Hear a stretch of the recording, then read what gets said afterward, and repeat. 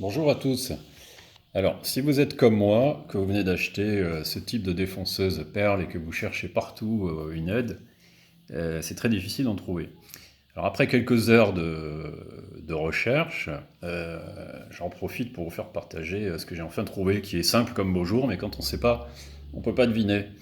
Quand elle est livrée, la machine a cette butée qui est vissée ici. Et en fait, elle est complètement coincée.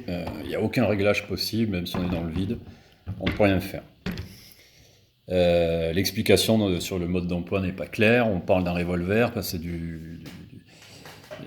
une traduction qui n'est pas très fidèle, et on est un peu coincé. Et en fait, en cherchant bien, on découvre des choses importantes qui sont d'une simplicité élémentaire, mais qui sont expliquées nulle part. D'abord, le premier truc, c'est que ce réglage-là de zéro, dont tout le monde parle, enfin dont le mode d'emploi parle, il bouge. Mais il bouge de cette façon-là, on le déplace à la main. Et la butée ici, la première chose à faire, si quelqu'un a la réponse pourquoi elle existe, je n'en sais rien, on dévisse et on libère la machine en fait. Sinon elle est complètement bloquée. Voilà. Et lui, il est libre. Ce qu'il faut savoir, c'est que lui, il bouge. Ce qui n'est pas évident. Donc on a évidemment le blocage derrière dont on va se servir.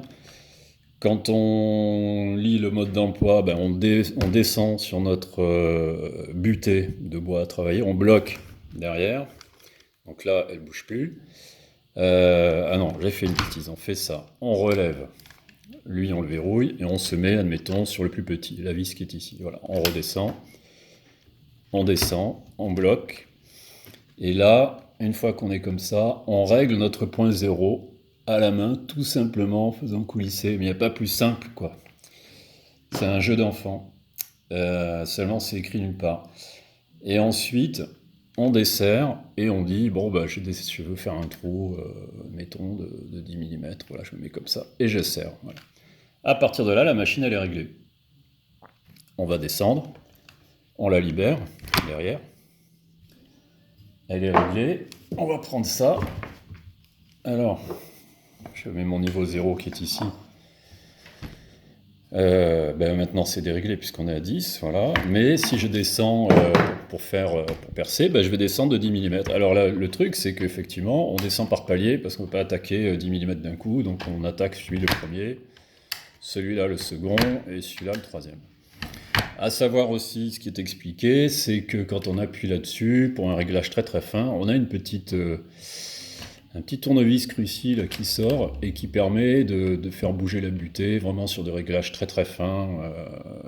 Voilà quoi.